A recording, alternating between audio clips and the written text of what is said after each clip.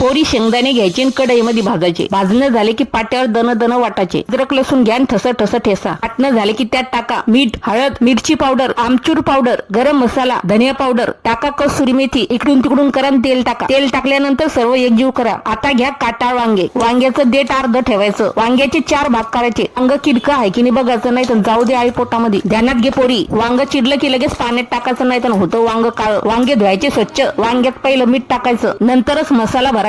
वांग्याच्या आतमध्ये मीठ नाही लावणार, नुसतं मसाला भरणार तर खायला लागते आळणी वांग. सर्व वांग्यामध्ये दाबून दाबून मसाला भरून घ्यायचा. वांग्यात भरला मसाला. कढईत टाका तेल, राई, जिरं, हिंग, कढीपत्ता. सारं तडतड झालं की वांगे सोडा. लक्षात ठेव पोरी, जेव्हा वांगे फोडणीमध्ये टाकशील तर वांगे खमंग परतू द्यायचे. नंतर उरलेला मसाला परताचा. सर्व परत न झाले की गरमच पाणी टाकायचं. डुडूळ पाणी करायचं आणि उलसकच पाणी टाकायचं. झाकण ठेवायचं. समजून घे पोरी, वांग शिजायला काही जास्त वेळ लागत नाही. वरच्यात वांग शिजतं. नाहीतर झाकण ठेव, ती 5 बैसन होते भरीत वांग्याचं. चाल मग आता ठोक एक लाईक. आता हे वांग भाकरी संग, चपाती संग खाऊ शकता. चला आता झालं भरलेलं वांग, या खायला.